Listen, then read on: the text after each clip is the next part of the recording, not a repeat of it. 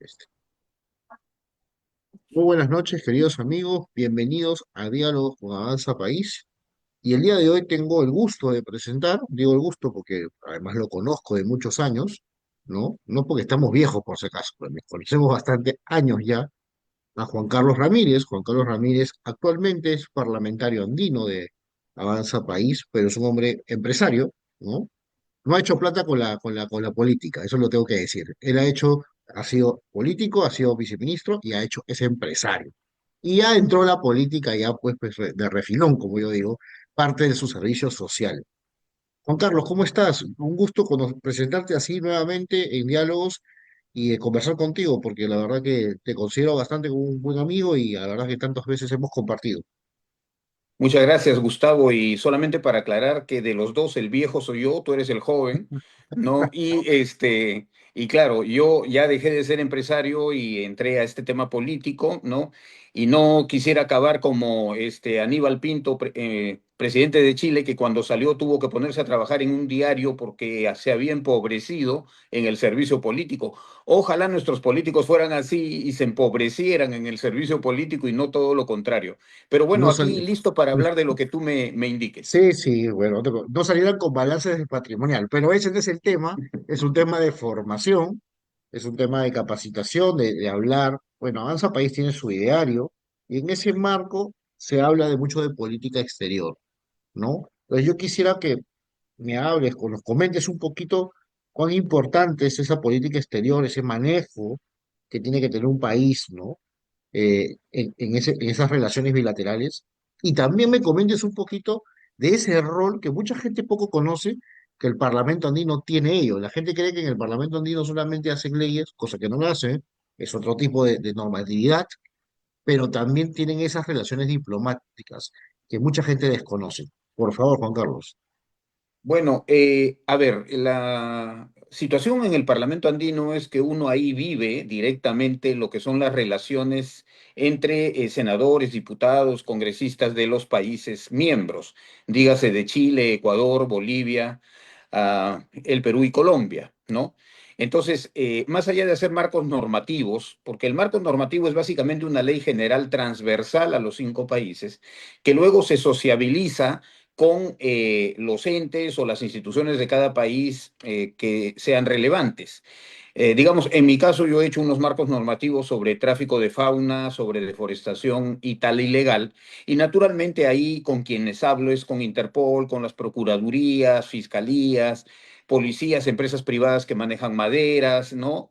Y esto es transversal. Es muchas veces silente, el público general no lo conoce, pero es muy, muy útil para cada país porque hacemos legislación comparada entre los países y también alimentamos un poco a sus instituciones, policía, fiscalía, poder judicial, empresa privada, gremios, asociaciones, ministerios, para que digamos, para sociabilizar y que se enteren de lo que estamos haciendo. Desde el punto de vista diplomático, podría decir que el Parlamento andino es un facilitador entre estos 5 países, porque como el Ministerio de Relaciones Exteriores es, digamos, un eje del sistema andino de integración, la relación con relaciones exteriores es muy intensa y por lo tanto se hacen muchas gestiones del nivel diplomático, puede decirse, no solamente entre nuestros 5 países, sino con países asociados al Parlamento andino, como son Marruecos y Turquía, por ejemplo. Entonces, se facilitan muchas cosas. En el tema educativo que mencionabas, por ejemplo, en Marruecos, en Rabat, estuvimos con el equivalente del ministro de Educación, que puso el acento, por ejemplo, en lo importante que es el intercambio estudiantil.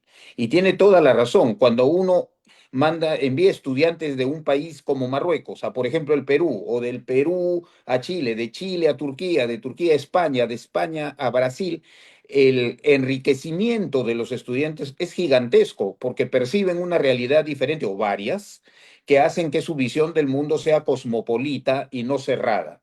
Entonces, no solamente en el tema legislativo de un marco normativo general, pero también en la relación diplomática para, en este caso, por ejemplo, fomentar, impulsar el intercambio estudiantil o hacer redes de universidades, que es otra de las labores del Parlamento andino, se está muy activo, ¿no? Entonces sí, la diplomacia y la actividad parlamentaria van de la mano, porque somos 5 países y porque además tenemos a Marruecos, a Turquía, a España, países asociados, ¿no? Y hay otros que se van a asociar también, me parece que la China dentro de poco, ¿no?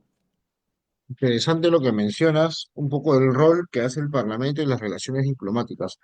Ahora, en ese sentido, eh, parte de manejar relaciones diplomáticas o una política exterior, la relación que tienen en el Parlamento andino con las respectivas cancillerías es sumamente importante, supongo. Es importante y muy cercana. De hecho, coordinamos con la Cancillería extensamente, porque hay que recordar que Relaciones Exteriores de los 5 países está en el Tratado Constitutivo del Parlamento Andino y en el Acuerdo de Cartagena como el ente central, que es básicamente el que administra la interacción andina, ¿no? Es cierto que somos, digamos, 17 instituciones donde están, bueno, está no solo el Parlamento, el Tribunal de Justicia Andino, la CAN, la Universidad Simón Bolívar, la CAF, una serie de otras instituciones, pero quien de alguna manera es el director de orquesta y por esa razón y estamos muy contentos de que sea un embajador peruano el que esté en este momento a cargo de la, perdón, de la CAN, ¿no? De la Comunidad Andina, que es nuestro ejecutivo, es una demostración de que Relaciones Exteriores está íntimamente relacionada al Parlamento andino en los 5 países. Bien interesante lo que mencionas. Y estás haciendo formación y capacitación a la gente que nos está escuchando, porque hay un desconocimiento total, ¿no? Mucha gente cree que el Parlamento andino es lo mismo que la Unión Europea o el Parlamento Europeo, ¿no? Que son dos cosas distintas, no tienen la misma relación, por decirlo así, aunque ustedes también menciono, participan de las reuniones con europarlamentarios, entiendo yo. Absolutamente, esa es la esfera de Eurolat. Eurolat es justamente la relación del Parlamento andino con, en este caso, la Unión Europea, ¿no? El Parlamento Europeo. Efectivamente, eso es Eurolat. Son 2 reuniones al año donde se Ujú. tratan una serie de temas de toda índole, desde contaminación, economía circular, hasta la guerra entre Ucrania y Rusia. Es decir, es extenso lo que se trata en Eurolat. Son discusiones políticas, pero también son discusiones climáticas, de producción, de economía. Efectivamente, con Europa se tiene esta relación. Ahora, yo diría que el Parlamento andino es una especie de Parlamento europeo en avance. Es decir, nos falta para llegar a ese nivel de influencia de lo que viene a ser el Parlamento Europeo, pero estamos en ese camino, diría yo. Ahora, que muy poca gente nos conoce, sí, efectivamente, Gustavo, y felizmente que nos conocen pocos, Ujú. porque la única forma de hacerse conocido es hacer escándalos, pues, ¿no? Entonces, si uno no hace un escándalo, no te conoce nadie porque no vende el hacer las cosas tranquilo o bien. A mí siempre me ha llamado la atención que en nuestros países latinos se considere tan importante la comunicación y que la gente se entere.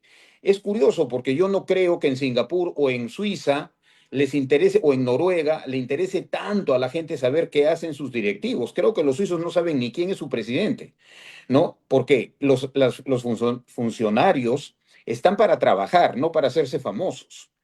Nosotros hemos sobredimensionado que se sepa lo que hacemos. ¿Y por qué debe saberse lo que hacemos? Lo importante es que se trabajen, no que te hagan famoso por alguna razón. Y todos sabemos que hacer las cosas tranquilas, hacerlas bien, no te da fama porque es aburrido, ¿no? La gente lo que quiere es ver algo entretenido. Por eso en las series de Netflix lo que más vende son las series con los narcos o de violencia, porque trágicamente el ser humano es muy adicto a las cosas del mal y es poco adicto a las cosas del bien, ¿no? Entonces el Parlamento, como nuestras instituciones, hacen cosas buenas y como cosas buenas no son pues atractivas para el gran público, ¿no? La gente se va a aburrir, va a cambiar de canal para ver alguna guerra. Es interés. Es tal cual, tal cual. Y Es la bueno, verdad. dentro de todo esto, de las relaciones exteriores, ustedes, bueno, el Parlamento Andino por un lado, hablo un poco de las relaciones diplomáticas del Perú, ¿no? Últimamente, bueno, ha habido con algunos países ciertas tensiones, ¿no? Se han roto relaciones, pero igual ustedes, por ejemplo, dentro del Parlamento Andino y dentro de la política nacional o la política internacional que tiene el Perú con sus países amigos o miembros o socios, continúa, ¿no? Porque mucha gente, por ejemplo, te voy a hacer una pregunta que me llegó hoy día de una ciudadana mexicana, una directora de una universidad en México que viene al Perú Y me dice, ¿ahora podré entrar al Perú? Y yo le dije, curiosamente, tú sí vas a poder entrar. Los que no podemos entrar son los peruanos, porque nos han pedido visa. Ahora, con esta anécdota, las relaciones diplomáticas, cuán importantes son y políticas exteriores para los gobiernos, para un gobierno como el Perú. O sea, en sencillo para que la gente nos entienda, Juan Carlos, así como manzanitas. Bueno, las relaciones diplomáticas son vitales, son centrales y no para el Perú o para México, sino en cualquier época de la historia, desde los sumerios a la fecha y lo será en el siglo XXIII. ¿Por qué? Porque las relaciones diplomáticas son básicamente los canales emocionales que tienen los países entre ellos. Y justamente ahí vienen las diferencias. Es como las personas. Si yo no te quiero, te pido visa y tú me pides visa a mí, ¿no? O si pensamos diferente, que es el caso, entonces nos hacemos cosas que no son agradables para las partes. Eso le hace difícil la vida al ciudadano. O sea, entre países que se llevan bien, ¿no es cierto? No hay visas, hay un tránsito muy fluido y eso lleva a que haya un comercio fluido de bienes, de servicios, de dinero, de personas, de estudiantes, ¿no? Y de profesores, etcétera. Desgraciadamente, a veces las ideologías, y creo, Gustavo, que a ti y a mí nos queda bien claro, las ideologías polarizan a la gente, ¿no? La separan. Y si los países se dejan llevar por el momento ideológico, la relación diplomática sufre y comienzan a ponerse barreras, ¿no? A la migración, en este caso legítima y legal de las personas. Por eso es tan importante mantener la política de los estados fuera de la política de los gobiernos. Porque si vamos a estar cambiando de humor como se cambia de gobierno, la relación diplomática sufre mucho, porque una relación diplomática es de largo plazo, de largo aliento, no está sujeta al humor del gobernante de turno de cada parte, ¿no? Pero bueno, actualmente, como tú has mencionado, estamos asistiendo a esos cambios de humor en los dos lados, y bueno, el cambio de humor en Ecuador fue mucho peor. La policía entró a la embajada mexicana, ¿no? Y lo sacó al señor Glass arrastrando y eso sí, digamos que es un evento diplomático crítico, ¿no? Nosotros en realidad el Perú ha ido cuidándose un poco en lo que vienen a ser los tonos diplomáticos a nivel administrativo. Otra cosa es que la policía entre a una embajada extranjera, ¿no es cierto? Y allane y capture. Entonces yo creo que con México lo que tenemos en este momento es una relación fría, como la tienen otros países, entre ellos también, pero no a un nivel que la señora mexicana tenga que preocuparse demasiado, ¿no? Hay mucho mexicano en el Perú, mucho peruano en México y además nuestras culturas son muy parecidas, así que no seamos tan derrotistas o apocalípticos. Esto va a bajar de la temperatura, va a bajar la presión y regresaremos a las relaciones que hemos tenido siempre con los mexicanos. Muy interesante, Juan Carlos. El tiempo nos ha ganado, es tirano, pero quiero que le dejes un mensaje a los militantes y simpatizantes de Avanza País, por favor.